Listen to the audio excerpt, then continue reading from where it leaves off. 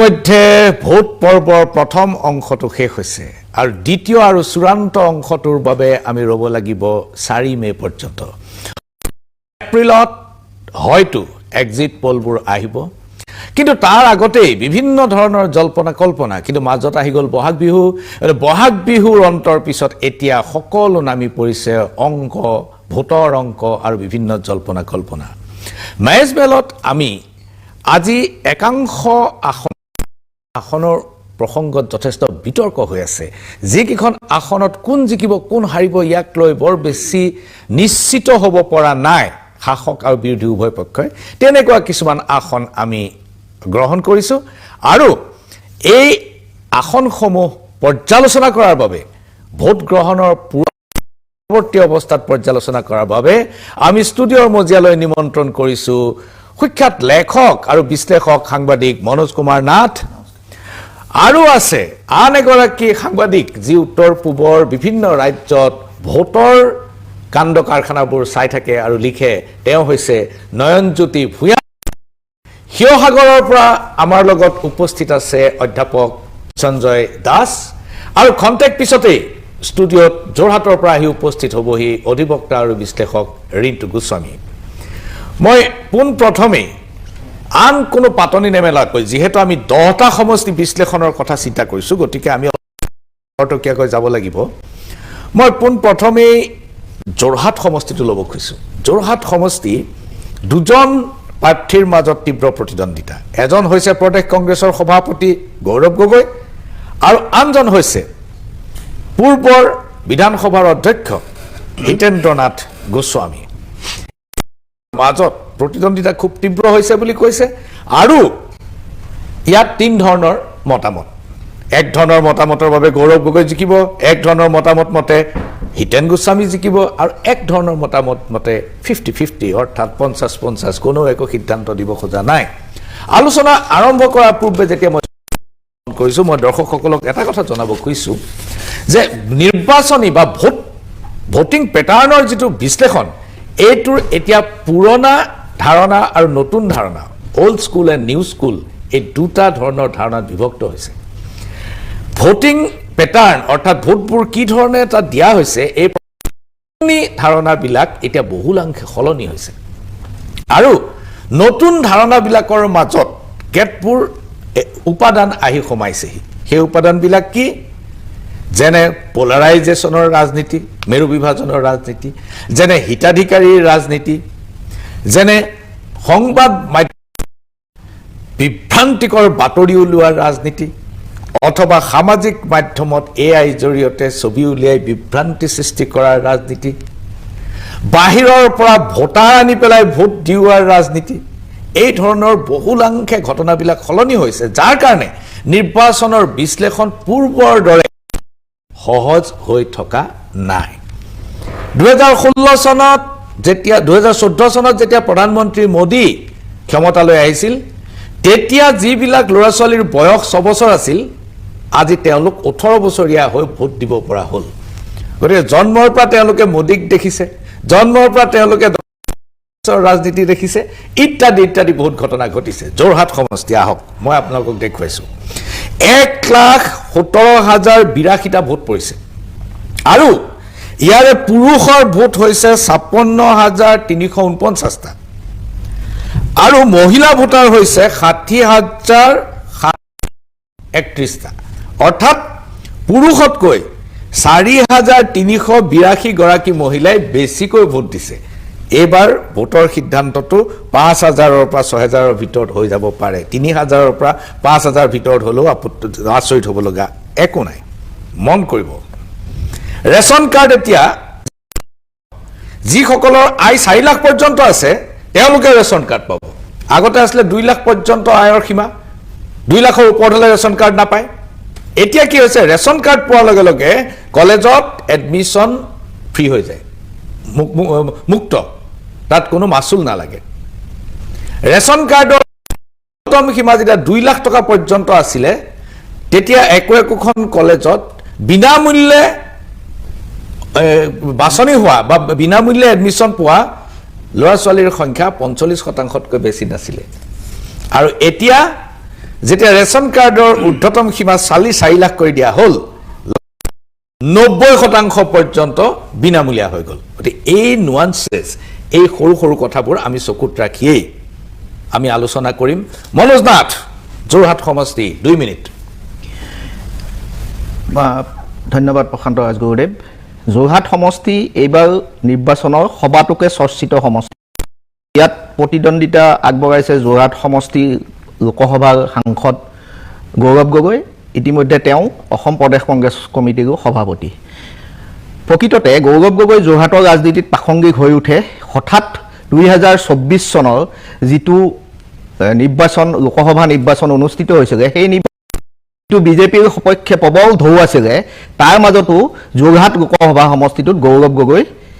জিকি আহিবগৈ সক্ষম হয় যেতিয়া চাৰু চাইডে কংগ্ৰেছৰ বিপৰ্যয় চলিছিল সেই সময়ত 2024 চনত গৌৰৱ গগৈ যোৰহাটৰ সাংসদ হোৱাৰ লগে লগে যোৰহাটৰ ৰাজনীতিত গৌৰৱ গগৈ প্ৰাসংগিক হৈ পৰে তাৰ মূলত কাৰণ আছিল তেখেতৰ পিতৃ প্ৰয়াত মুখ্যমন্ত্ৰী যোৰহাটৰ সৈতে থকা আন্তৰিক সম্পৰ্ক তেওঁ কৰ্মভূমি গৃহভূমি আৰু যোৰহাটৰ পৰাই তেওঁ ৰাজনৈতিক পৰিক্ৰমা আৰম্ভ কৰিছিল তেওঁ পিতৃয়ে কিন্তু গৌৰৱ গগৈয়ে যদিও কলিয়াবৰৰ সাংসদ হোৱাৰ পিছত দ্বিতীয়বাৰৰ বাবেহে যোৰহাট সমষ্টিৰ পৰা প্ৰতিদ্বন্দ্বিতা কৰি জয়লাভ কৰাৰ লগে লগে যোৰহাট সমষ্টিত গৌৰৱ গগৈ স্থিতি শক্তিশালী স্থিতি দেখা গ'ল তাৰপিছত এই বিধানসভা নিৰ্বাচনৰ পূৰ্বে যেতিয়া গৌৰৱ গগৈক প্ৰদেশ কংগ্ৰেছৰ দায়িত্ব বা ৰাজ্যখনৰ গোটেই কংগ্ৰেছৰ নিৰ্বাচনী বৈতৰণি পাল কৰাৰ যিটো দায়িত্ব গৌৰৱ গগৈৰ কান্ধত অৰ্পণ কৰা হ'ল তেতিয়া দেখা গ'ল তেওঁ যেতিয়া যোৰহাট সমষ্টিৰ প্ৰাৰ্থীৰূপে প্ৰতিদ্বন্দ্বিতা আগবঢ়ালে লগে লগে এটা আকৰ্ষণৰ কেন্দ্ৰবিন্দু হৈ উঠিল আৰু স্বাভাৱিকভাৱেই এইবাৰ নিৰ্বাচনত দেখা গৈছে যে বিজেপিৰ বিৰুদ্ধে এটা প্ৰতিষ্ঠান বিৰোধী ঢৌ আছে যদিও সেই ঢৌটো আছিলে আণ্ডাৰ কাৰেণ্ট যিটো বাহ্যিক প্ৰকাশ হৈ কিন্তু বিজেপিৰ বিভিন্ন ধৰণৰ পদক্ষেপৰ বিৰুদ্ধে এটা বিশেষকৈ সামগ্ৰিকভাৱে সমগ্ৰ অসমতেই শিক্ষিত সমাজত এটা বিজেপিৰ বিৰুদ্ধে আণ্ডাৰ কাৰেণ্ট প্ৰতিষ্ঠান বিৰোধী ঢৌ আছিল যোৰহাট সমষ্টিটো যেহেতুকে শিক্ষিত সমষ্টি শিক্ষিত লোকৰ এটা সমষ্টি বুলি গণ্য কৰা হৈ আহিছে বা এটা অভিজাত সমষ্টিটো এই আণ্ডাৰ কাৰেণ্ট এণ্টি ইনকামবেঞ্চিটো প্ৰতিষ্ঠান বিৰোধীটো ঢৌ আছে বুলি নিৰ্বাচনৰ সময়ত দেখা গ'ল আৰু সেই গৌৰৱ গগৈৰ বাবে সেই প্ৰতিষ্ঠান বিৰোধী ঢৌটো আৰু গৌৰৱ গগৈক দেখা গৈছে যে সামগ্ৰিকভাৱে যুৱ প্ৰজন্মৰ মাজত গৌৰৱ গগৈৰ এটা জনপ্ৰিয়তা আছে যোৰহাট সমষ্টিৰ নিৰ্বাচনৰ প্ৰতিদ্বন্দ্বিতাৰ সময়ত মূলধন আছে মই যাব খুজিছোঁ নয়ন ভূঞা যোৰহাট সমষ্টি 2 মিনিট ধন্যবাদ প্ৰশান্ত দা ইয়াত সুযোগ দিয়াৰ কাৰণে কথা কোৱাৰ মনোজ দাই খুব ভালকৈ দুটামান কথা কৈছে যে প্ৰতিষ্ঠান বিৰোধী ঢৌৰ কথা তেখেতে কৈছে আমি সকলো নিৰ্বাচনত খুব ফ'কাছড হৈ চোৱা যায় যে প্ৰতিষ্ঠান বিৰোধী ঢৌটো কি ধৰণে ক্ৰিয়া কৰিছে মই ব্যক্তিগতভাৱে ইলেকশ্যনৰ সময়ত ঘূৰি ফুৰোঁ কাৰণে এইবাৰ মই যোৰহাটত গৈছিলোঁ 2-3 তাৰিখে মই যোৰহাটত আছিলোঁ গৌৰৱ গগৈকো লগ পাইছোঁ কিন্তু এইবাৰৰ যিটো ভোটৰ আগৰ মানে ভোটদানৰ আগৰ পৰিস্থিতি ভোটদানৰ দুদিনৰ আগৰ পৰিস্থিতি আৰু ভোটদানৰ দিনাৰখনৰ পিছৰ পৰিস্থিতিৰ মাজত আকাশ পাতাল পাৰ্থক্য আছে এইবাৰ মই সেইটো কথা লক্ষ্য কৰিছোঁ আৰু 2-3 তাৰিখৰ সময়ত যেতিয়া আমি দেখিছিলোঁ যে যোৰহাটত কোনো এখন ক'তো আমি পোষ্টাৰ এখনো দেখা নাই ভালকৈ এইবাৰ সকলো সমষ্টিতে হৈছে সকলো সময় গোটেই অসমতে সেই হৈছে যে এইবাৰ সেই ধৰণৰ মানে প্ৰস্তুতি নাই কিন্তু সমান্তৰাল ডিজিটেল মিডিয়ামৰ যিটো মানে ইনফ্লুৱেঞ্চ এইবাৰ আটাইতকৈ সৰ্বাধিক আছিলে 2024তকৈ এইবাৰ বেছি আৰু গৌৰৱ গগৈয়ে মই যি ধৰণে ভাবিছিলোঁ যে তেওঁ প্ৰদেশ কংগ্ৰেছৰ সভাপতি একে সময়তে তেওঁ মুখ্যমন্ত্ৰী পদৰো দাবীদাৰ অপজিশ্যনৰ ফালৰ পৰা গতিকে তেওঁৰ যিটো তেওঁক লৈ যিটো এটা সমষ্টিটোত চলিব লাগিছিল মই কিন্তু সেই বস্তুটো দেখিবলৈ নাপালোঁ এইটো 1 নম্বৰ কথা 2 নম্বৰ কথা যে গৌৰৱ গগৈয়ে হয়তো এনেকুৱা এটা কৰিছে নেকি যে হিমন্ত বিশ্ব শৰ্মাও জালুকবাৰীতো কেম্পেইনিং নকৰে ময়ো যোৰহাটত নকৰাকৈ মই জিকি আহিম নেকি তেওঁ 1 তাৰিখে এটা সন্ধিয়া তেওঁ এটা ৰেলী উলিয়াইছিলে কিন্তু খুব বৰষুণ হ'ল বৰষুণ হোৱাৰ পিছত তেওঁ লাহে লাহে সেইটো ইমান তাৰপিছত কিন্তু তেওঁ খুব সময় তেওঁ কম দিছে আৰু 2024 চনৰ যিটো ইলেকশ্যনৰ কথা মনোজ দাই কৈছে সেইটো সময়ত কথাটো অকণমান বেলেগ আছিলে আৰু তেতিয়া কি হৈছিলে যে গৌৰৱ গগৈক হৰুৱাব লাগে কাৰণে বিজেপিয়ে এনেকৈ এটা পৰিস্থিতি সৃষ্টি কৰিছিলে গোটেই চহৰখনত প্ৰত্যেকটো হোটেলতে মানুহ বিজেপিৰ একেখিনি মহিলাকে তেওঁলোকে একেখিনি মহিলাকে তেওঁ মাজুলীতো মিটিং কৰাইছে, একেখিনি মহিলা মৰিয়নিতো মিটিং কৰাইছে, ঘৰৰ মানুহ অতিষ্ঠ হৈ গৈছে। তাৰ এটা মই ভাবোঁ এটা নিগেটিভ ইম্পেক্ট এটা পৰিছিল 2024 লোকসভা ইলেকশ্যনত, আৰু 1 লাখ ভোটৰ মাৰ্জিনত তেওঁ জিকি আহিছে। প্ৰায় 7,11,000 ভোট পাইছে গৌৰৱ গগৈয়ে, বৰ ভাল ভোটত তেওঁ জিকিছে। আৰু এটা কিন্তু এইবাৰৰ হয়তো মই এটা কথা লক্ষ্য কৰিলোঁ যে হয়তো যোৰহাটবাসীয়ে হয়তো গৌৰৱ গগৈক জিকাব, কিন্তু গৌৰৱ গগৈয়ে এইবাৰ এছেম্বলি ইলেকশ্যন খেলাটো হয়তো যোৰহাটৰ বেছিভাগ মানুহে বিচৰা নাছিল। হয়তো তেওঁ ভাবিছিলে যে তেওঁ লিডাৰ হৈ থাকক আৰু এটা বাই ইলেকশ্যন হ'ব নালাগে, তেনেকুৱা ধৰণৰ কথা। অকণমান শিক্ষিত ভোটাৰসকল অকণমান কলেজ মহাবিদ্যালয়ত চাকৰি কৰে বা অভাৰঅল অকণমান খবৰ খাতি ৰাখে, আৰু বেছিভাগ মানুহে কিন্তু এইবাৰ টাইট লিফ্ট, কোনো একো কথা কোৱা নাই। আৰু সেইটো ভোটদানৰ আগত হয়তো আমাক বিশ্বাসো কৰা নাই বা কিবা এটা হৈছে, যিটো আপোনাৰ ট্ৰেনজিশ্যন বুলিও আপুনি ক'ব পাৰে। আগতে আমি সৰু ঘুমটি দোকানত বহিলে দুটা কথা ওলায়, আজিকালি নোলায় এইবিলাক কথা। এইবাৰৰ পৰিস্থিতিটো অকণমান বেলেগ, আৰু তথাপিও মই ভাবিছোঁ কম মাৰ্জিনত হ'লেও গৌৰৱ গগৈ ওলাই আহিব। দৰ্শকসকলক জনাবলৈ পাই সুখী হৈছোঁ, যোৰহাটৰ পৰা ৰিণ্টু গোস্বামী আহি আমাৰ মাজত উপস্থিত হৈছে, অধিবক্তা আৰু বিশ্লেষক ৰিণ্টু গোস্বামীক আমি পাই বহুত ধন্যবাদ। ৰিণ্টু গোস্বামী, যোৰহাট সমষ্টিৰ কথা আলোচনা কৰি আছিলোঁ। গোস্বামী, আপোনাৰ মতামত কি 2 মিনিটৰ ভিতৰত? যোৰহাট সৰ্বমুঠ 1,17,000 মান ভোট পলিং হৈছে, আৰু তীব্ৰ প্ৰত্যাহ্বান থাকিব গোটেই ইলেকশ্যনটোত। গৌৰৱ গগৈ নিৰ্বাচনী পথাৰত অহাৰ কাৰণে প্ৰতিদ্বন্দ্বিতা যথেষ্ট মই ভাবোঁ প্ৰত্যাহ্বানমূলক হৈছে বিজেপিৰ প্ৰাৰ্থী হিতেন্দ্ৰনাথ গোস্বামীৰ কাৰণে বা বিজেপি দলৰ কাৰণে। গৌৰৱ গগৈয়ে যোৰহাট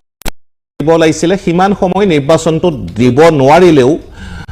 গৌৰৱ গগৈয়ে এইবাৰ অসমৰ ৰাজনীতিত যি ধৰণে খোপনি পুতিবলৈ চেষ্টা কৰিছে, মই ভাবোঁ তাৰ কিছু প্ৰভাৱ যোৰহাট সমষ্টিটো পৰিব। কিয়নো গৌৰৱ গগৈয়ে কেৱল যোৰহাট কেন্দ্ৰিক লিডাৰ হোৱাতকৈ তেওঁ অসম পৰ্যায়ত যে তেওঁ প্ৰত্যাহ্বান জনাব পৰা এজন নেতা, সেই কথাটো ফলাফল কি হয় সেইটো পিছৰ কথা। কিন্তু গৌৰৱ গগৈক কেন্দ্ৰ কৰি যে এটা নিৰ্বাচন হ'ব পাৰি, সেই কথাটো এই নিৰ্বাচনটোত গৌৰৱ গগৈয়ে প্ৰতিষ্ঠা কৰিলে নিচিনা মোৰ বোধ হয়। মানে স্পেচটো পাই গ'ল, অসমৰ সামগ্ৰিকভাৱে সমগ্ৰ অসমৰ স্পেচটো গৌৰৱ গগৈ পালে। আৰু মই ভাবোঁ যে গৌৰৱ গগৈৰ এই নিৰ্বাচনটোত যোৰহাট সমষ্টিৰ যিটো ভৌগোলিক পৰিসীমাটোৰ যথেষ্ট সাল সলনি হৈছে। প্ৰায় 35,000 মান ভোট যোৰহাটত পূৰ্বৰ তিয়ক সমষ্টি আৰু কিছু মৰিয়নি সমষ্টিৰ ভোট আহি যোৰহাটত লগ লাগিছে, আৰু যোৰহাটৰ পৰাও বহু ভোট আঁতৰি গৈছে, যি বিশেষকৈ আমাৰ চাৰিগাঁও যিটো অঞ্চল, সেই অঞ্চলটো 1985 চন বা তাৰ আগত দুলাল বৰুৱা থকাৰ দিনত এইবিলাক কথা যে এই সামগ্ৰিক অঞ্চলটো সদায় অপজিশ্যনৰ এটা ভেটি আছিলে, আৰু প্ৰত্যেকটো এইবাৰ সেই ভোটাৰখিনি তিয়ক সমষ্টিলৈ গুচি গ'ল, আৰু হোলোঙাপাৰা মৌজাৰ যিখিনি ভোটাৰ সেইখিনি ইয়ালৈ সোমাই আহিলে। চাহ বাগিচাৰ ভোটাৰ প্ৰায় 12,000 মান ভোট, মেলেং চাহ বাগিচাৰ একাংশ ভোট ইয়ালৈ সোমাই আহিলে। গতিকে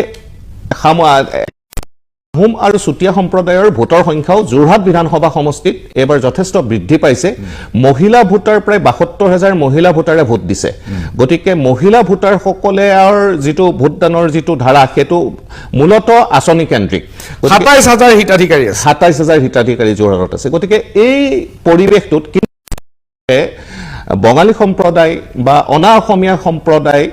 আমি দেখাত বিজেপিৰ পক্ষত হয়তো বেছিকৈ থাকিব, কিন্তু নিৰ্বাচন যথেষ্ট প্ৰত্যাহ্বানমূলক হৈছে, আৰু যথেষ্ট প্ৰত্যাহ্বানৰ মাজেৰে যিগৰাকী প্ৰাৰ্থীয়ে জিকে খুব কম ভোটত হয়তো হৰা জিকা হ'ব। কিন্তু আপুনি এতিয়াও ক্লিয়াৰ হ'ব পৰা নাই তেখেত গৌৰৱ গগৈ জিকিব নাই হাৰিব, এই কথাটো স্পষ্ট হ'ব পৰা নাই এতিয়াও? নাই, এই কথাটো একেবাৰে অস্পষ্ট, কিয়নো এইবাৰ নিৰ্বাচনী যুঁজখনত কোনো সামগ্ৰিকভাৱে যোৰহাটেই নহয়, অসমৰ নিৰ্বাচনী যুঁজখনত এইবাৰ যিবিলাক ইছ্যু ওলাই আহিলে, সেইবিলাক ইছ্যু নোহোৱা আউট অফ চিলেবাছ কিছুমান কুৱেশ্যন ওলাই আহিলে। পৰীক্ষা দিবলৈ গ'লে চিলেবাছত নথকা কিছুমান বস্তু পালে, সেইকাৰণে একেবাৰে ক্লিয়াৰ। প্ৰফেচৰ সঞ্জয় দাসৰ ওচৰলৈ, তেখেত শিৱসাগৰত আছে, আৰু আমি আলোচনা কৰিম শিৱসাগৰ সমষ্টিটোৰ বিষয়ে, আৰু তেখেত এই ক্ষেত্ৰত অভিজ্ঞ। ইতিমধ্যে কেইবাটাও আন্তৰ্জাতিক সংবাদ প্ৰতিষ্ঠানে তেখেতৰ মতামত গ্ৰহণ কৰিছে। মই প্ৰফেচৰ সঞ্জয় দাস আপোনাক স্বাগতম জনাইছোঁ, আপুনি শিৱসাগৰৰ পৰা আমাৰ লগত সংযোজিত হোৱাৰ বাবে ধন্যবাদ। শিৱসাগৰত তিনিকোণীয়া শিৱসাগৰৰ সমষ্টি পুনৰ নিৰ্ধাৰণ হ'ল। আগৰ সমষ্টিৰ এতিয়া ৰেখাবিলাক বেলেগ বেলেগ হৈ গ'ল, সীমাৰেখা বেলেগ বেলেগ হৈ গ'ল। শিৱসাগৰত অখিল গগৈ বনাম কুশল দুৱৰী বনাম প্ৰদীপ হাজৰিকা, এই তিনিজনেই মূল প্ৰাৰ্থী যাৰ মাজত প্ৰতিদ্বন্দ্বিতা হ'ব। ইয়াৰ ভিতৰত প্ৰথম স্থানত কোন থাকিব পাৰে প্ৰফেচৰ দাস? হয় ধন্যবাদ প্ৰশান্ত দাদা মই অকণমান কেইছেকেণ্ডমান লৈছোঁ যে 1952 চনৰ পৰা যি আমাৰ স্বাধীন ভাৰতৰ প্ৰথম নিৰ্বাচন হৈছিলে সেই নিৰ্বাচনৰ পৰা আজিলৈকে সমষ্টিটোত ভাৰতীয় জাতীয় কংগ্ৰেছে 8 বাৰ শাসন কৰিছে CPI দলে 5 বাৰৰ কাৰণে সমষ্টিটো দখল কৰিছিলে আৰু ইণ্ডিপেণ্ডেণ্ট দুগৰাকী বৰ্তমানৰ অখিল গগৈ ডাঙৰীয়াৰ সৈতে আৰু ইয়াতে সাধাৰণতে এটা ৰসৰ সৃষ্টি হয় আমাৰ ভোটাৰসকলৰ মাজত যে এই 52 চনৰ 21 চনলৈকে যিসকল কেণ্ডিডেট আছিলে তাৰ ভিতৰত অনা গগৈ এজনে আছিলে দেৱানন্দ কোঁৱৰ বাকী আটাইকেইজন কেণ্ডিডেটে কিন্তু গগৈ উপাধিধাৰী আছিলে সেইটো এটা হয়তো আমাৰ মানে প্ৰেডিকশ্যনৰ ক্ষেত্ৰত অকণমান সহায়ক হ'ব নিচিনা লাগিছে যিয়ে নহওক আমাৰ শিৱসাগৰ সমষ্টিটোত মোৰ হাতত 2006 চনৰ পৰা তথ্য আছে যে ভাৰতীয় জাতীয় কংগ্ৰেছৰ যিটো ভোটাৰ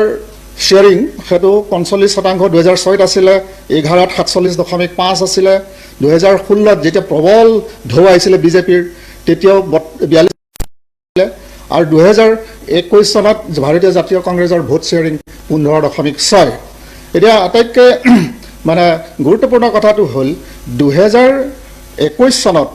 শুভমিত্ৰ গগৈয়ে 15.6% লাভ কৰাৰ বিপৰীতে সুৰভি ৰাজকুমাৰী ডাঙৰীয়ানে 36.7 আৰু অবিশ্বাস্যভাৱে ৰাইজৰ দলৰ প্ৰাৰ্থী অখিল গগৈ ডাঙৰীয়াই 46.3% ভোট লাভ কৰি পেলাই আমাৰ সন্মানীয় শিৱসাগৰ বিধানসভা সমষ্টিটো দখল কৰিছিল আৰু সেইটো অপ্ৰত্যাশিত এই কাৰণে কোৱা হৈছিলে যে সমূহ ৰাইজেই আমাৰ ৰাইজৰ দলৰ প্ৰাৰ্থীৰ কাৰণে কেনভাছ কৰিছিলে কলৰ মাজত কিন্তু এইবাৰ 2026 চনত য'ত 82.36% ভোটদান হৈছে শিৱসাগৰ সমষ্টিটোত ৰাইজৰ দলৰ কেণ্ডিডেটগৰাকীয়েও আপ্ৰাণ চেষ্টা চলাইছে কিন্তু যোগাত্মক দিশ এইটো হ'ল যে বিৰোধী ঐক্যমঞ্চৰ যিটো জোটবন্ধন সেই বিৰোধী ঐক্যমঞ্চৰ জোটবন্ধনে দিলে যে 2021 চনৰ শুভমিত্ৰ গগৈৰ 15.6% আৰু ৰাইজৰ দলে নিজাববীয়াকৈ লাভ কৰা 46.3% ভোটৰ সমৰ্থন পুষ্ট বুলি আমাৰ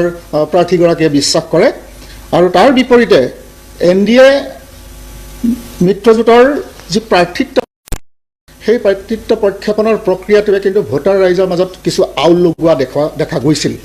কাৰণ দুয়োগৰাকী কেণ্ডিডেটকেই প্ৰাৰ্থীকেই NDA মিত্ৰজোঁটে আনুষ্ঠানিকভাৱে প্ৰক্ষেপ কৰিছিল আৰু সেই প্ৰক্ষেপণত কি হ'ল যে প্ৰদীপ হাজৰিকা ডাঙৰীয়াই এই যি অগপৰ ফালৰ পৰা তেওঁ প্ৰাৰ্থিত্ব লাভ কৰিছিল পূৰ্বৰ আমগুৰি যিটো সমষ্টি আছিলে তাতে 13টা সমষ্টি শিৱসাগৰ সমষ্টিত অন্তৰ্ভুক্ত হৈ আছিলে আৰু ইয়াৰ বিপৰীতে কুশল দুৱৰী ডাঙৰীয়াই বিজেপিৰ পৰা যেতিয়া প্ৰাৰ্থিত্ব লাভ কৰিছিলে তেওঁৰ অধীনত 14টা গাঁও পঞ্চায়ত শিৱসাগৰ সমষ্টিত আছিল তাৰমানে মই ক'ব খুজিছোঁ যে প্ৰদীপ পূৰ্বৰ 13টা গাঁও পঞ্চায়ত সমষ্টি তেওঁৰ চিনাকি হৈ আছিলে আৰু কুশল দুৱৰী ডাঙৰীয়াই 14টা গাঁও পঞ্চায়ত সমষ্টি তেওঁৰ অধীনত ৰাখিছিলে কিয়নো কুশল দুৱৰী ডাঙৰীয়াই বিগত কেইবা বছৰ ধৰি এই সমষ্টিটোত যথেষ্ট মানে কাম কাজ কৰা দেখা পোৱা গৈছিল এতিয়া সমস্যা হৈছে কি পৰিসংখ্যাৰ ছবিখনৰ মতে চাবলৈ গ'লে বিৰোধী ঐক্যমঞ্চৰ প্ৰাৰ্থীগৰাকী ফ্ৰণ্ট ফুটত আছে কিন্তু এই কথাটো আমি নাভাবিলে নহ'ব যে NDA মিত্ৰজোঁটে যিটো বন্ধুত্বমূলক প্ৰতিদ্বন্দ্বিতা আগবঢ়াইছে তাৰ অন্তৰ্নিহিত কৌশলেও কিন্তু প্ৰতিক্ৰিয়া দেখুৱাব পাৰে এইখিনিয়ে মই অপেনিং ৰিমাৰ্কছ হিচাপে প্ৰসংগতা মই আগবঢ়ালোঁ বহুত ধন্যবাদ সঞ্জয় দাস এইখিনিতে লৈছোঁ ক্ষণিক সময়ৰ বাণিজ্যিক বিৰতি চাই থাকিব মেজমেল পুনৰ ঘূৰি আহিছোঁ মেজমেলৰ মজিয়ালৈ আমি আলোচনা কৰি আছোঁ ইতিমধ্যে প্ৰফেচাৰ সঞ্জয় দাসে শিৱসাগৰ সমষ্টি আঁত ধৰিলে 1 মিনিট সকলোৱে পাব মনোজ নাথ শিৱসাগৰ সমষ্টি আপোনাৰ পৰ্যবেক্ষণ শিৱসাগৰ সমষ্টিটোত এইবাৰ আটাইতকৈ ডাঙৰ কথাটো হৈছে যে ভোটাৰসকল বিভ্ৰান্ত হৈছে যে NDA প্ৰাৰ্থী কেন্দ্ৰিক খেলি মেলি গৈ কাৰণ NDA বিজেপি মিত্ৰজোঁটে একমাত্ৰ শিৱসাগৰ সমষ্টিটোতেই বন্ধুত্বপূৰ্ণ প্ৰতিদ্বন্দ্বিতা কৰিলে, যিটো কাৰণে বিজেপিৰ কৰ্মীসকল একেবাৰে প্ৰস্তুত নাছিলে। দ্বিতীয় কথাটো হৈছে আমগুৰি সমষ্টিটো আহি শিৱসাগৰৰ লগত গগগাগি যোৱাৰ লগে লগে আধা গগগাগি যোৱাৰ লগে লগে তাত এটা বিজেপি আৰু অগপ কেন্দ্ৰিক এটা সংঘাত তাৰ মাজত চলি আছিলে, যিটো কিছু সুবিধা হয়তো অখিল গগৈয়ে পাৰে। কিন্তু এটা অখিল গগৈৰ কাৰণে এইবাৰ এটা নেতিবাচক কথা হৈ আছে, যিটো সমষ্টিত যোৱাবাৰ তেখেতে যিখিনি পঞ্চায়তত যথেষ্ট ভাল ফলাফল কৰিবলৈ সক্ষম হৈছিল, তাৰে বহুত কেইটা পঞ্চায়ত নাজিৰা সমষ্টি আৰু মাহমৰা সমষ্টিত কাট খাই গৈছে। আচ্ছা, মই যাব খুজিছোঁ নয়ন ভূঞা, 1 মিনিট। সেই কথাটো যে ভোটৰ যিটো বিন্যাস প্ৰায় 4টা সমষ্টিত বেলেগ সমষ্টিত লাগি গ'ল, সেইটো অখিল গগৈ খুব ভাল ভোট পাইছিলে সেইখিনি সময়ত। আৰু অখিল গগৈৰ কাৰণে 2021 চনত যিটো ফ'ৰ্চেল এটা কাম কৰিছিলে সেইটো এইবাৰ এবচেণ্ট। কাৰণ সেই এবচেণ্ট এটা মই লক্ষ্য কৰিছোঁ। আৰু কিছু সংখ্যক মানুহ আমাৰ মৰিয়নিত যাব লগা হৈছে এই হেৰিৰ কাৰণে, আমাৰ জ্ঞানশ্ৰী বৰাৰ কাৰণে। গতিকে মানুহ কমি গৈছে, সেই ধৰণে আগৰ দৰে সেই ধৰণৰ ফ'ৰ্চটো তেওঁৰ লগত। 3 নম্বৰ কথা, অখিল গগৈয়ে যিটো তেওঁতো কেৱল শিৱসাগৰৰ নেতা হৈ থকা নাই আজিৰ তাৰিখত, তেওঁ অভাৰঅল যদি এছেম্বলিত যেনেকৈ কৰিছে, কিন্তু তেওঁ যি ধৰণে কথাখিনি ক'ব পাৰিব লাগিছিল শিৱসাগৰবাসীক যে তেওঁৰ নেক্সট এজেণ্ডা কি শিৱসাগৰক লৈ, তেনেধৰণৰ কোনো কথা তেওঁ ক'ব পৰা নাই এইবাৰ। গতিকে মানুহ অকণমান ব্লেংক তেওঁক লৈ। 4 নম্বৰ কথা মই লক্ষ্য কৰিছোঁ, যদিও কুশল দুৱৰীক খুব কথা কৈ বা তেওঁৰ হিষ্ট্ৰীটো টানি আনি অকণমান মেলাইন কৰিবলৈ ট্ৰাই কৰা হ'ল, সেইটো যিমান কাম কৰিব লাগিছিল বুলি অখিল গগৈয়ে হয়তো ভাবিছে, সিমান হয়তো সেইটো কাম কৰা নাই। কাৰণ মানুহে সেই লেভেলত এতিয়া হয়তো আপুনি যিটো কথা কৈছে, এইটো জেনজি যিটো নতুন নতুন ল'ৰা ছোৱালী ভোট দিব, সেই আজিৰ পৰা 25 বছৰ আগৰ যিটো পৰিস্থিতি শিৱসাগৰৰ, সেই হত্যা সেইটো ইমাজিন কৰিব পৰা নাই নতুন ভোটাৰে। গতিকে হাজাৰ কথা ক'লেও সেই বস্তুটোৱে হয়তো মই ভাবোঁ খুব ডাঙৰ ক্ৰিয়া নকৰে, আৰু সেইটো খুব সহায় নকৰে অখিল গগৈকে। ৰিণ্টু গোস্বামী, 1 মিনিট। শিৱসাগৰ সমষ্টিত এইবাৰ প্ৰত্যেকজন যিকেইগৰাকী প্ৰাৰ্থীকে সকলোৱে ভোট পাব। ভোটৰ বিভাজন কেনেধৰণে হ'ব তাৰ ৰিজাল্টটো ডিপেণ্ড কৰিব। আৰু শিৱসাগৰত শাসকীয় দলে এটা ষ্ট্ৰেটেজিকেল এটা কথা কৰিছে যে আহোম ভোটৰ মাজত বিভাজন কৰিব পাৰি নেকি, আৰু আহোম ভোটাৰৰ মাজত বিভাজনৰ জৰিয়তে মানে অখিল গগৈ আৰু কুশল দুৱৰীৰ মাজত আহোম ভোটাৰৰ বিভাজন হ'ব বুলি হয়তো ধৰি লোৱা হৈছে। আৰু তাৰ সুবিধাটো ক'ৰবাত নহয় ক'ৰবাত পাব নেকি, কিন্তু প্ৰতিভা হাজৰিকাই আমগুৰি কেন্দ্ৰিক যিখিনি ভোটাৰ আছে সেই ভোটাৰখিনিৰ মাজত হয়তো যথেষ্ট ভাল কৰিব, কিন্তু শিৱসাগৰ সমষ্টিৰ মাজলৈ প্ৰতিভা হাজৰিকা যিধৰণে সোমাই যাব লাগিছিল সেই ধৰণে সোমাই যাব নোৱাৰিলে। আৰু অখিল গগৈয়েও ভোটাৰক যেনেকৈ কানেক্ট কৰিব লাগিছিলে বিগত 5 বছৰত শিৱসাগৰৰ বিভিন্ন মানুহৰ লগত মই কথা পাতি দেখিছোঁ, তেওঁলোকৰ লগত যিটো গঢ়ি তুলিব লাগিছিলে ক'ৰবাত নহয় ক'ৰবাত অখিল গগৈ কিন্তু ফেইল হৈছে। কিন্তু সেই ব্যৰ্থতা, তেনেকুৱা ধৰণৰ ব্যৰ্থতা বহুতবোৰ প্ৰাৰ্থী আছে, বহুত তৎসত্বেও তেওঁলোকে কিন্তু জিকাৰ ক্ষেত্ৰত আশাবাদী। অখিল গগৈয়ে সেইটো আশা কৰিব পাৰে নে নোৱাৰে? মই ডেফিনেটলি ভাবোঁ এডভান্টেজটোতে অখিল গগৈৰ এডভান্টেজ থাকে। বহুত ধন্যবাদ। মই যাব খুজিছোঁ প্ৰফেচৰ সঞ্জয় দাসৰ ওচৰলৈ পুনৰ। শিৱসাগৰৰ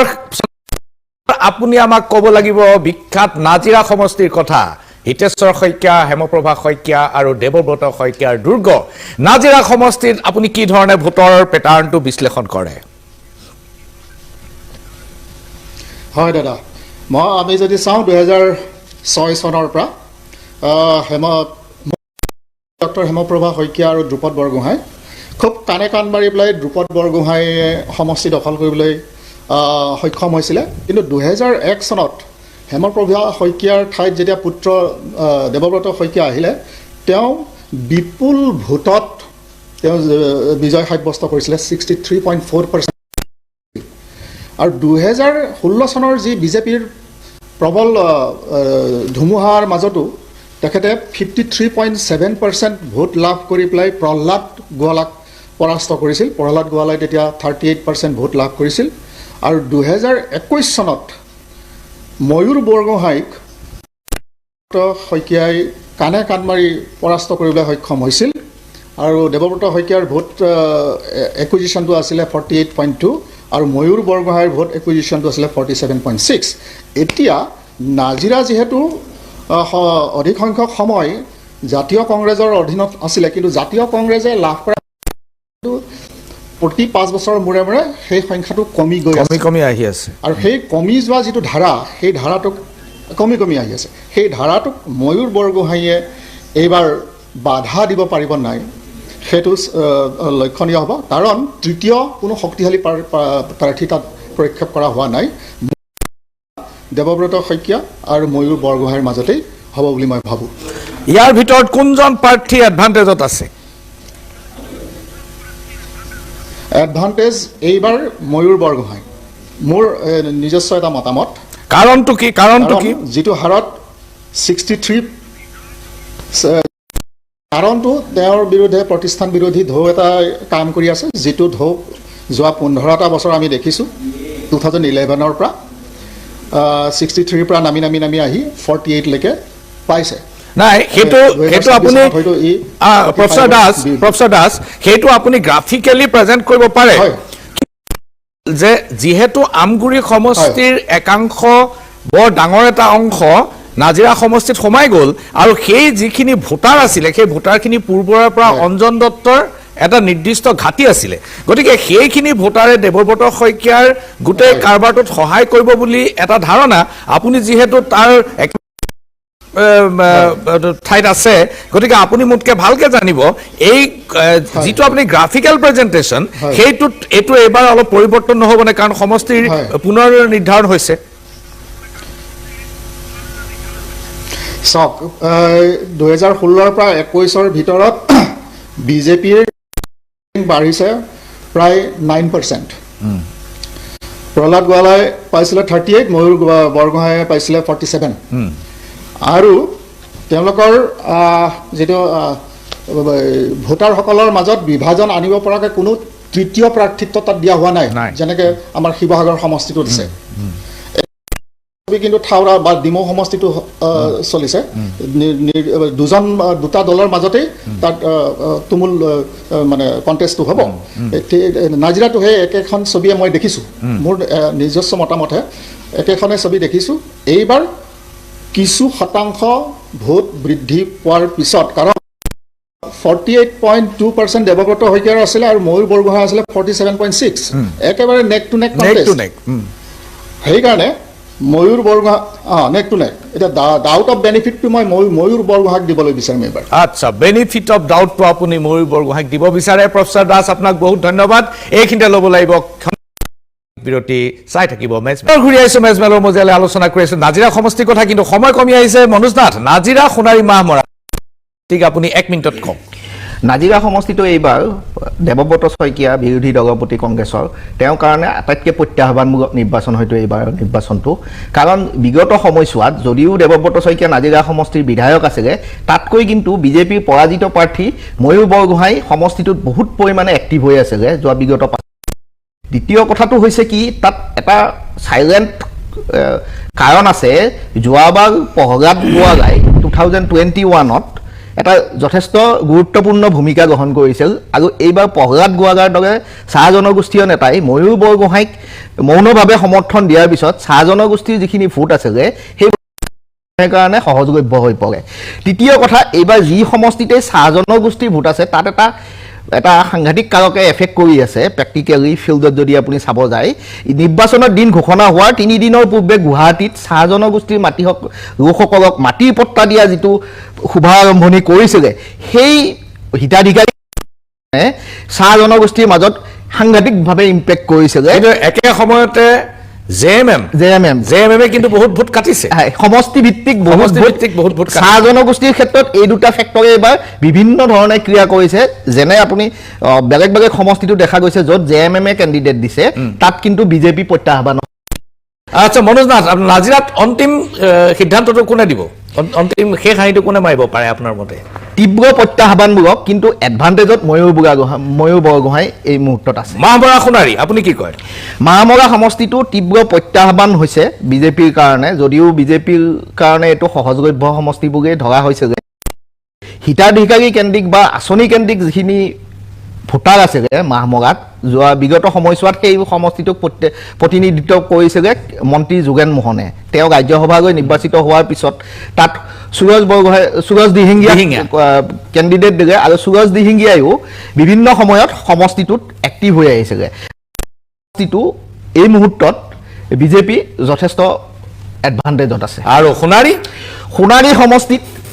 অলপ দৃশ্যপটটো সলনি হৈছে, যিহেতুকে সোণাৰীত ভবা হৈছিলে যে তপন গগৈয়ে বিজেপিৰ প্ৰাৰ্থিত্ব পাব। তাৰ তপন গগৈৰ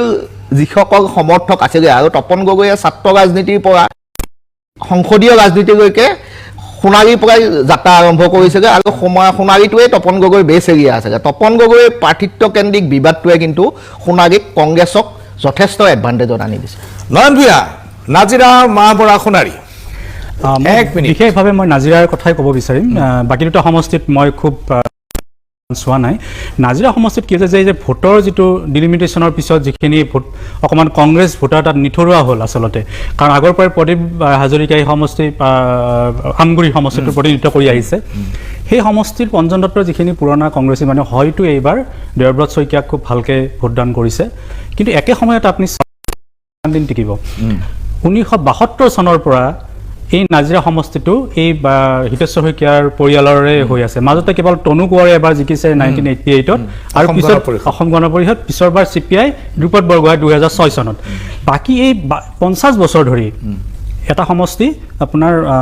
এইটো পৰিয়ালৰ ফলত আছে গতিকে মই ভাবোঁ যে এইটো 2026 চনৰ ইলেকশ্যনটো এটা মাইলষ্টোন এইবাৰ চেঞ্জ হ'ব গোটেই কথাটো আৰু সেইবাবে হয়তো ময়ূৰ বৰগোহাঁই যিহেতু মাত্ৰ 1000 ভোটত হাৰিছিল আগৰবাৰ আৰু এইবাৰ যিহেতু এটা ষ্ট্ৰং তেওঁৰ এটা হেৰি আছে প্ৰহ্লাদ গোৱালাৰ যে আগৰবাৰ 38,000 ভোট পাইছিলে প্ৰহ্লাদ গোৱালাই গতিকে মই ভাবোঁ যে বৰগোহাঁই অংকৰ ফালৰ পৰাও আৰু অভাৰ ইমোচনেল কথাটোৰ ফালৰ পৰাও তেওঁ হয়তো জিকিব এইবাৰ কিন্তু ডিপেণ্ড কৰিব যে সেই 4-5টা পঞ্চায়তৰ যিটো ভোটৰ হেৰি সেইটো কেনেকৈ দেৱব্ৰত শইকীয়াক সহায় কৰিছে সেই কথাটো অকণমান ডিপেণ্ড কৰিব আদাৰৱাইজ ময়ূৰ বৰগোহাঁই ৰিণ্টু গোস্বামী মই জানিব বিচাৰিম আপোনাৰ পৰা মৰিয়নি সমষ্টি হৈছে ৰূপজ্যোতি কুৰ্মী বনাম ৰূপজ্যোতি কুৰ্মী আৰু জ্ঞানশ্ৰী বৰাৰ মাজত প্ৰতিদ্বন্দ্বিতাটো আপুনি কি ধৰণে পৰ্যবেক্ষণ কৰে প্ৰথম কথা হ'ল এই নিৰ্বাচনটোত মৰিয়নি সমষ্টিৰ প্ৰাৰ্থিত্বৰ ক্ষেত্ৰত বিৰোধী ঐক্যই যথেষ্ট পলম কৰিলে কোনে নিৰ্বাচন খেলিব যদুনাথ বৰগোহাঁই খুব ষ্ট্ৰং কেণ্ডিডেট আছিলে কংগ্ৰেছৰ যথেষ্ট কুচকাৱাজ চলাইছিলে আৰু বহু সংখ্যক ভোটাৰ বিশেষকৈ অসমীয়া যিটো বেল্ট আছিলে সেই বেল্টত যদুনাথ বৰগোহাঁইৰ যথেষ্ট প্ৰভাৱ আছিলে না আমিতো শুনিছিলোঁ তেওঁ টিকট পাবই শেষ মুহূৰ্তত জ্ঞানশ্ৰী বৰাক অনা হ'ল কিন্তু অভাৱনীয়ভাৱে এই 20-25 দিনৰ ভিতৰত জ্ঞানশ্ৰী বৰা প্ৰথম অৱস্থাত দেখা গৈছিলে যে কোন জ্ঞানশ্ৰী বৰা মৰিয়নি সমষ্টিৰ ৰাইজে চিনি নাপায় কিন্তু সেই জ্ঞানশ্ৰী সাংঘাতিক ধৰণে প্ৰতিদ্বন্দ্বিতা আগবঢ়াইছে মৰিয়নি সমষ্টিক বিশেষকৈ নৱপ্ৰজন্মৰ ভোটাৰ মিডল ক্লাছ এই ভোটাৰখিনিক খুব আকৰ্ষিত কৰিবলৈ সক্ষম হৈছে বহু ঠাইলৈ জ্ঞানশ্ৰী বৰাই যাব নোৱাৰিলে বা তেওঁলোকৰ অৰ্গেনাইজেশ্যনটো যি ধৰণে ৰাইজৰ দলৰ থাকিব লাগিছিলে বুথ পৰ্যায়ত বা সামগ্ৰিকভাৱে সমষ্টিটোত কাৰণে কিছু ডিসএডভান্টেজ জ্ঞানশ্ৰীৰ থাকিব কিন্তু জ্ঞানশ্ৰীয়ে যি প্ৰতিদ্বন্দ্বিতা আগবঢ়াইছে এই প্ৰতিদ্বন্দ্বিতাই অসমৰ ৰাজনীতিত কিন্তু এটা নতুন সংকেত বহন কৰিছে বুলি মই ভাবোঁ আৰু ৰূপজ্যোতি কুৰ্মী বা কুৰ্মী তেখেতৰ মাতৃও আছিলে মৰিয়নি সমষ্টিক দীৰ্ঘদিন প্ৰতিদ্বন্দ্বিতা কৰিছে প্ৰায় 1991 চনৰ পৰাই গতিকে এটা পৰিয়াল কেন্দ্ৰিক এটা বিৰোধিতা অৰ্থাৎ স্থিতাৱস্থা বিৰোধী কিছু কথা কিন্তু কিছু ভোটাৰৰ মাজত হৈছে যদি ৰূপজ্যোতি কুৰ্মীয়ে এডভান্টেজ পায় বিজেপি বা চৰকাৰৰ যিবিলাক পলিচি এই হিতাধিকাৰীয়ে হওক বা চাহ বাগিচা অঞ্চলক চৰকাৰে যিবিলাক কাম কৰিছিলে বিগত 5 বছৰত বাগিচাৰ স্কুল বনোৱা বাগিচাৰ ৰাস্তাবিলাক পকীকৰণ হোৱা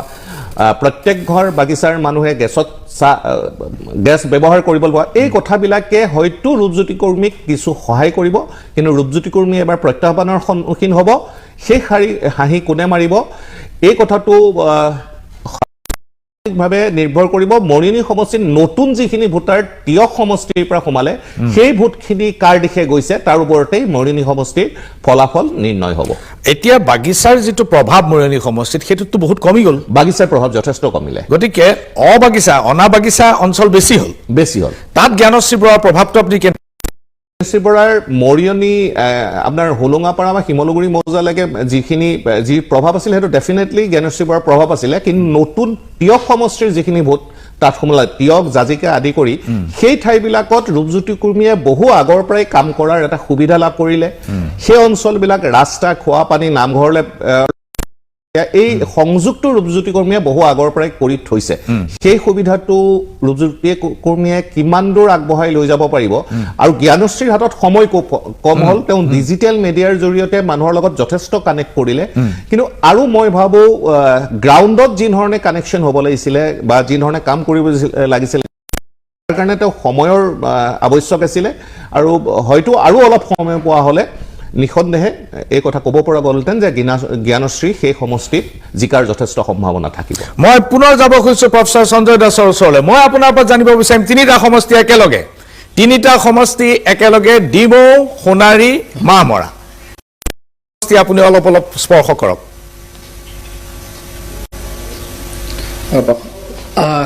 প্ৰখণ্ডতা মই ডিমৌ থাওৰা আৰু শিৱসাগৰৰ বিষয়ে ক'ম ডিমৌ নাজিৰা আৰু শিৱসাগৰ হয় আপুনি নাজিৰা অলপ ক'লে আপুনি ডিমৌ মাহমৰা আৰু সোণাৰী এই তিনিটা সমষ্টি আচ্ছা এতিয়া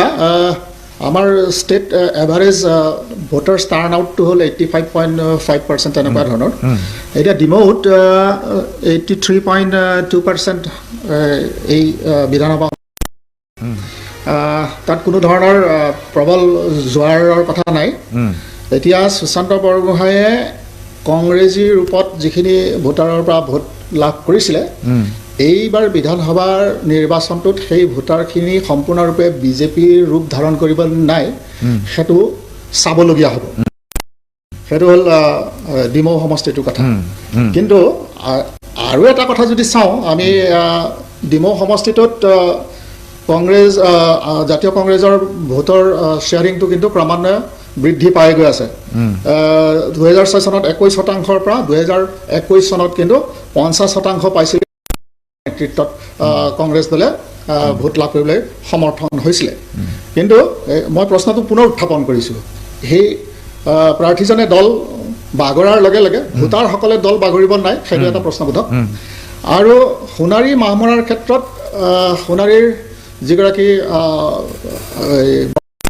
বিধায়ক মানে বিধায়কৰ চকীত যিগৰাকী বহি আছে ধৰ্মেশ্বৰ কোঁৱৰ তেওঁৰ যথেষ্ট ভদ্ৰলোক এজন কিন্তু তেওঁৰ বিপৰীতে কেতবোৰ প্ৰতিষ্ঠান বিৰোধী ঢৌৱেও কাম কৰি আছে সেইকাৰণে সোণাৰী সমষ্টিৰ ক্ষেত্ৰত মোৰ 50-50 কমেণ্ট থাকিব যোগেন মোহন ডাঙৰীয়া ৰাজ্যসভাৰ প্ৰতিনিধি হিচাপে যোৱাৰ লগে লগে ভোটাৰসকলৰ মাজত ক্ষোভে দেখা দিছিলে সেই ক্ষেত্ৰতো মাহমৰাৰ নিৰ্বাচনৰ ফলাফলৰ ক্ষেত্ৰতো মোৰ মানে অনুভৱটো 50-50 আচ্ছা বহুত ধন্যবাদ প্ৰফেসৰ দাস আমি যাব খুজিম এতিয়া আন তিনিটা সমষ্টিলে টিয়ক আৰু তিতাবৰ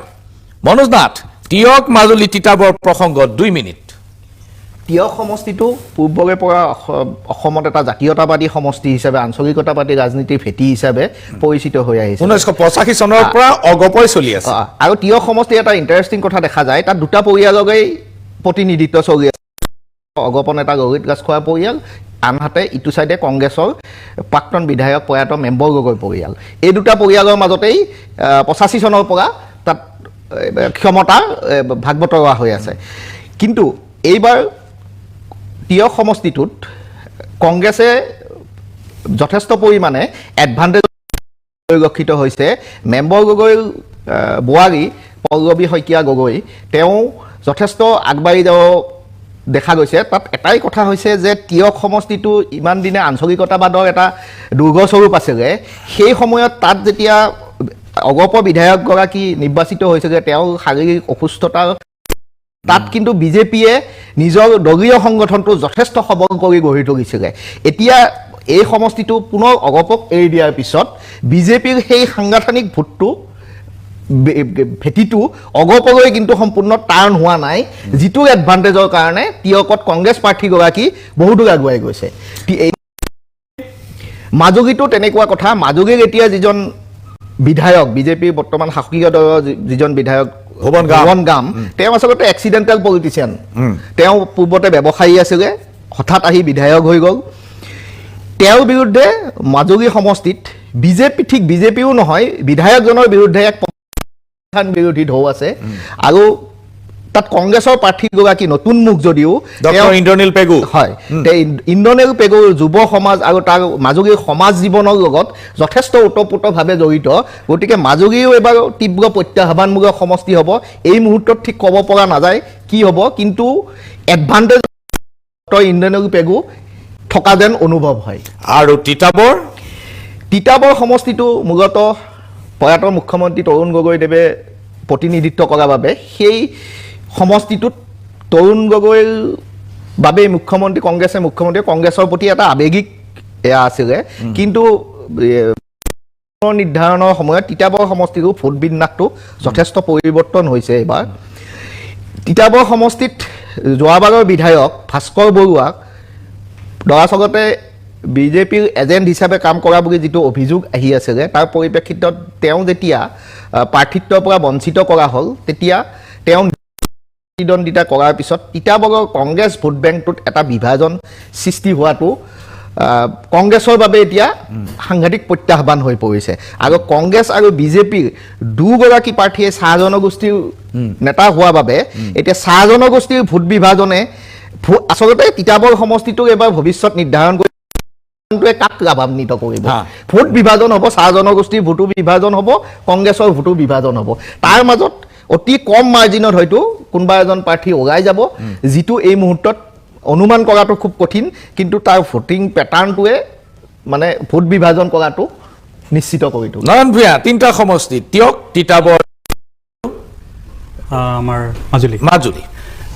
তিয়কৰ ক্ষেত্ৰত ক'বলৈ গ'লে যিটো যোৰহাটৰ একেবাৰে কাষত চুই থকা এটা সমষ্টি এই সমষ্টিটোত যোৱা বছৰ পল্লৱী গগৈ মাত্ৰ 1350টা ভোটত হাৰিছে যোৱা বছৰ আৰু এইবাৰ যিগৰাকী প্ৰাৰ্থী বিকাশ শইকীয়া যিজন এজিপিয়ে টিকট দিলে তেখেতক বিকাশ শইকীয়া আচলতে নিৰুপমা ৰাজখোৱাৰে তেওঁ গোটেই কামখিনি হিতাধিকাৰী কামৰ পৰা আদি কৰি আয়োগৰ পৰা আদি কৰি তেওঁৱে কৰে আচলতে তেওঁৰ এটা নেটৱৰ্ক এটা আছে কিন্তু যিহেতু এটা বিভিন্ন দিশৰ পৰা এটা আগবঢ়া সমষ্টি মই ভাবোঁ যে এইবাৰ পল্লৱী শইকীয়া গগৈ এইবাৰ এডভান্টেজত আছে সেই সমষ্টিটোত আৰু ভোটৰ বিভাজনৰ কথা যিহেতু আহে সকলোবোৰ নিৰ্বাচনৰ হয়তো অকণমান কংগ্ৰেছী মানুহখিনি অলপ পলাৰাইজ হ'ব আৰু মই আগৰ কথাটো ক'ব লগা আছিলে যে এই যে তিনি গগৈৰ যিটো নেৰেটিভ অখিল গগৈয়ে যিটো চলাইছে আপাৰ আছামত বা অভাৰৰ গোটেই সময়ত সেইটোৱে হয়তো গৌৰৱ গগৈক ক'ৰবাত অকণমান ক্ষতি কৰিলেও বেলেগ বেলেগ দুই এটা সমষ্টিত কিন্তু সহায়ো কৰিব যে পল্লৱী গগৈৰ ক্ষেত্ৰত কাৰণ বেলেগ বেলেগ তাতে গগৈৰ আহোম ভোটৰ এটা সাংঘাতিক আছে তাতে আৰু সেই ধৰণে তেওঁ এইবাৰ মই ভাবোঁ তেওঁ এডভান্টেজ পজিশ্যনত আছে মাজুলী ক্ষেত্ৰত এইটো এটা হ'ল মই ভোটৰ বিন্যাসৰ ক্ষেত্ৰত কি হ'ব ইমান মই নাজানিম কিন্তু মই গৈ যিটো দেখিলোঁ যে মাজুলীক লৈ সৰ্বানন্দ সোণোৱালৰ যিটো হাইপ সৃষ্টি কৰা হৈছিল সেই হাইপটো কিন্তু যোৱা 5 বছৰত মাজুলীক লৈ নাই মাজুলীৰ মানুহ ডিপ্ৰেছ যোৱা 5 বছৰত তাৰ সাংস্কৃতিক ইউনিভাৰ্চিটি হ'ল কোনো কাম নাই দলংখনৰ একো নহ'ল যোৱা 5 বছৰত বাৰে বাৰে ঠিকাদাৰ সলাই আছে মানুহবিলাকে কিন্তু অকণমান এইবাৰ এণ্টি ইনকামবেঞ্চি এটা পৰিস্থিতি আছে এইটোৱে কিন্তু ইন্দ্ৰনীল পেগুক খুব সহায় কৰিব মানুহ মাজুলীৰ ভোটাৰ অতি আগবঢ়া মানুহ তেখেতসকলে ডিচিশ্যন লওঁতে কিন্তু এইবাৰ খুব ভালকৈ ল'ব বুলি মই ভাবোঁ গতিকে ইন্দ্ৰনীল পেগু এইবাৰ এডভান্টেজ পজিশ্যনত আছে আৰু তিতাবৰৰ ক্ষেত্ৰত মই ভাবোঁ কংগ্ৰেছ আৰু এই যিটো আমাৰ চাহ জনগোষ্ঠীৰ ভোটৰ যিটো বিভাজন আৰু চাহ জনগোষ্ঠীয়ে যাৰ পক্ষত থিয় দিয়ে তেওঁ ডেফিনেটলি থাকিব কিন্তু সেইটো কিন্তু ভোটৰ হেৰিয়ে তাতো বোধহয় 83% ভোট পলিং আছে তিতাবৰতো গতিকে সেই ভোট পলিঙে হয়তো এইটো দেখাব যে মই ভাবোঁ যে এইবাৰ চাহ জনগোষ্ঠী তাতে ডিচিশ্যন এটা ল'ব এইবাৰ তিতাবৰত যদিও আগৰবাৰ তৰুণ গগৈৰ সমষ্টি বুলি আমি জানো তিতাবৰ অলপ সেই সমষ্টি পলিটিকেলি অকণমান আইচলেটেড হৈ গৈছে নেকি সেই সমষ্টিটো বিভিন্ন দিশৰ পৰা উন্নয়নৰ ফালৰ পৰাই হওক বা জনগোষ্ঠীয় প্ৰতিনিধিত্বৰ ফালৰ পৰাই হওক গতিকে মই ভাবোঁ যে তিতাবৰক লৈ আমি কি হয় খুব ধৰিব পৰা হোৱা নাই কিন্তু চাহ জনগোষ্ঠীয়ে যাক আগস্থান দিয়ে তেওঁ তাতে এইবাৰ ভাল ফল দেখুৱাব বহুত ধন্যবাদ এইখিনিতে ল'ব লাগিব ক্ষণিকৰ হাতত সময় কম মেজমেল সমাপ্ত কৰাৰ পূৰ্বে মই প্ৰফেচাৰ সঞ্জয় দাসৰ ওচৰলৈ পুনৰ যাব খুজিছোঁ প্ৰফেচাৰ সঞ্জয় দাস সামগ্ৰিকভাৱে অসমৰ প্ৰতিচ্ছবিখন আপুনি কি ধৰণে ভাবে চৰকাৰ কাৰ হ'ব বুলি ভাবে সামগ্ৰিক কৰিছে আমাৰ যি 85% যি ভোটদান প্ৰক্ৰিয়া চলিলে আৰু সেই ভোটদানৰ নেপথ্যত থাকিব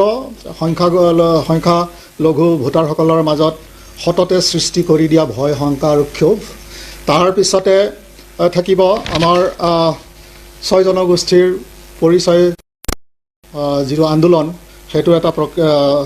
সেইটোৱে অকণমান ক্ৰিয়া প্ৰতিক্ৰিয়া কৰিব তাৰ পিছতে থাকিব আমাৰ যি 4% মহিলা ভোটাৰ বৃদ্ধি হৈছে এই 4% মহিলা ভোটাৰেও কিন্তু এটা নিৰ্ণায়ক ভূমিকা ল'ব বুলি মই ভাবোঁ বহুত ধন্যবাদ ৰিণ্টু গোস্বামী সামগ্ৰিক প্ৰতিচ্ছবিখন আপুনি কি ধৰণে বিচাৰে মই ভাবোঁ যে সামগ্ৰিকভাৱে এইবাৰ ভাৰতীয় জনতা পাৰ্টি যথেষ্ট প্ৰত্যাহ্বানৰ সন্মুখীন হৈছে বিশেষকৈ উজনি অসম আৰু মধ্য অসমৰ যিবিলাক সমষ্টিত য'ত বিজেপিৰ ভাল যথেষ্ট হৈ আহিছে বা হ'ব বুলি ধৰা যায় সেই সমষ্টিবিলাকত কিন্তু জিকা হৰাটো যথেষ্ট কম ভোটত হ'ব 2%ৰ পৰা 5-6%ৰ মাজতেই থাকিব কিন্তু সামগ্ৰিকভাৱে বিৰোধীয়ে যি ধৰণে কাম কৰিব লাগিছিলে বা ইস্যু বেছ যিটো পলিটিক্স কৰিব লাগিছিলে সেই পলিটিক্সটো বিৰোধীয়ে কৰিব নোৱাৰিলে আৰু কেৱল এটা নিগেটিভ কেম্পেইনিঙৰ মাজত তেওঁলোক থাকি গ'ল বহু ক্ষেত্ৰত গতিকে আৰু বিজেপিৰ যিটো নেটৱৰ্ক আৰু যিটো আঁচনি কেন্দ্ৰিক যিটো কথা আৰু মহিলা ভোটাৰক আকৰ্ষিত কৰিব পৰা যিবিলাক আঁচনি কথা ধৰিলে মই ভাবোঁ শেষত গৈ বিজেপিৰ এডভান্টেজ কংগ্ৰেছতকৈ বা বিৰোধীতকৈ বেছি থাকিব এইবাৰ নিৰ্বাচনটো নয়ন ভূঞা হয় সামগ্ৰিকভাৱে আমি যেতিয়া ইলেকশ্যনৰ এনালাইচিছ কৰিবলৈ যায় তেতিয়া আপুনি তাক সামাজিক মূল্যাংকন এটা হোৱা উচিত বুলি মই ভাবোঁ ব্যক্তিগতভাৱে আৰু এইবাৰ কি হ'ল ধৰক গোটেই ইলেকশ্যনটোত 4জন লিডাৰ এজন হিমন্ত গৌৰৱ গগৈ অখিল গগৈ আৰু লুৰিণজ্যোতি গগৈ সেই 4জন মানে চেণ্ট্ৰেল পইণ্টত থকা মানুহ তেওঁলোকে কি ক'লে কি নক'লে সেইটোৰ ওপৰত গোটেই ইলেকশ্যনটো নিৰ্ভৰ কৰিছে এইবাৰ কিন্তু দেখা গ'ল যে অখিল গগৈৰ দৰে বিৰোধী নেতাজনে কিন্তু মূল ইছ্যুৰ কথা একো নক'লে অসমৰ লেণ্ডৰ কথা একো নক'লে তেওঁ নদী বান্ধৰ কথা একো নক'লে যিবিলাক কৰি তেওঁ ৰাইজৰ মাজলৈ আহিছিল এটা সময়ত 5 বছৰ আগত হিমন্ত বিশ্ব শৰ্মাই শেষৰ ফালে একেবাৰে এটা বেলেগ ধৰণৰ পৰিস্থিতি সৃষ্টি কৰিলে যাৰ কাৰণে মই ভাবোঁ যে বিজেপি এডভান্টেজ পজিশ্যনত থাকিলেও তেওঁলোকৰ 3-4% ভোট এবাৰ কমিব অভাৰঅল তেওঁৰ যিটো চিটুৱেশ্যন এটা সৃষ্টি কৰিলে হিমন্ত বিশ্ব শৰ্মা শেষৰ ফালে লুৰিণজ্যোতি গগৈ নিজৰ সমষ্টিটোত থাকিলে কিন্তু মই নাজানো কি হয় তেখেতৰ ৰিজাল্ট তেওঁ যি ধৰণৰ আমি এটা এক্সপেক্ট কৰিছিলে মানুহে এটা লিডাৰ হিচাপে চোৱাৰ কাৰণে তেওঁ একো কৰিব নোৱাৰিলে গৌৰৱ গগৈ চেষ্টা কৰিছে ৰিণ্টুতে কোৱাতে গৌৰৱ গগৈ এটা স্পেচ ক্ৰিয়েট কৰিছে এইবাৰ কিন্তু তেওঁৰ কাৰণে এইটো অগ্নি পৰীক্ষা এইবাৰ ইলেকশ্যনটো কাৰণ অহাবাৰলৈ এটা হয়তো আৰু চিটুৱেশ্যন চেঞ্জ হ'ব কিন্তু সামগ্ৰিকভাৱে এইটো কথা ক'ব লাগিব যে এইবাৰ বিজেপি এডভান্টেজ পজিশ্যনত আছে কিন্তু যে ভোটৰ পাৰ্চেণ্টেজটো 21 চনত ভোটৰ পাৰ্চেণ্টেজটো বিজেপিয়ে পাইছে 33.76 বিৰোধীয়ে পাইছিলে 29 something কিন্তু 24ৰ ইলেকশ্যনটোত কিন্তু কংগ্ৰেছ এলায়েন্স আৰু বিৰোধী এলায়েন্সৰ আমাৰ ভোট শ্বেয়াৰিংটো ইউডিএফ আৰু কংগ্ৰেছৰ একেলগে লগ লাগিলে আমি 37 হৈ গৈছিলে সমান হৈছিলে কাৰণ তাৰমানে ভোট শ্বেয়াৰিংটো লাহে লাহে কমি আছে 2024ত লোকসভা ইলেকশ্যনৰ সময়ত যদি সেইটো আগবাঢ়ি থাকে তেতিয়াহ'লে মই ভাবোঁ যে আগতকৈ ভোটৰ শ্বেয়াৰিংটো কমিব বিজেপিৰ কিন্তু ছেগমেণ্ট ৱাইজ তেওঁলোক ইলেকশ্যন ওলাই আহিব 60টা পাইছিলে এইবাৰ হয়তো 60+5 or -5 তেনেকুৱা ধৰণৰ এটা আমি ভাবিব পাৰে মনোজ নাথ সাধাৰণতে কি হয় তীব্ৰ নিৰ্বাচন যদি অনুষ্ঠিত হয় মানে সম্পাদন হয় তেতিয়া দেখা যায় যে শেষ মুহূৰ্তত কিন্তু যিটো পাৰ্টিৰ সংগঠন অৰ্গেনাইজেশ্যনেল ষ্ট্ৰেংথটো মজবুত সেই পাৰ্টিটোৱে শেষ মুহূৰ্তত ওলাই আহিবগৈ সক্ষম হয় আৰু এতিয়া এইবাৰ নিৰ্বাচনত দেখা গৈছে যে তীব্ৰ প্ৰত্যাহ্বানমূলক কিন্তু সংগঠনৰ ফালত সাংঘাতিক ধৰণে শক্তিশালী যিটো সংগঠনৰ লগত কংগ্ৰেছ বা বিৰোধী কোনো দলেই ৰাজনৈতিক দলেই ফেৰ মাৰিব পৰা অৱস্থাত নাই প্ৰতিটো ভোট কেন্দ্ৰত বিজেপিৰ পৃষ্ঠা প্ৰমুখ বুথ সভাপতিৰ পৰা প্ৰতিজন কৰ্মীয়ে এক্টিভ হৈ আছিলে ভোটৰ দিনাখন আৰু একদম শেষ ভোটটো নপৰালৈকে যিটো দলৰ কৰ্মী সদস্য এক্টিভ হৈ থাকে সেই দলটো সাধাৰণতে শেষত দেখা যায় এনেকুৱা প্ৰত্যাহ্বানমূলক নিৰ্বাচনত সেই দলটোৱে শেষ হাঁহি মাৰিবলৈ সক্ষম হয় আৰু ইয়াতে এটা কথা দেখা গৈছে এইবাৰ নিৰ্বাচনত এইটো এটা মন কৰিবলগীয়া কথা যে বিজেপিৰ লগত মিত্ৰতাত থাকি কিন্তু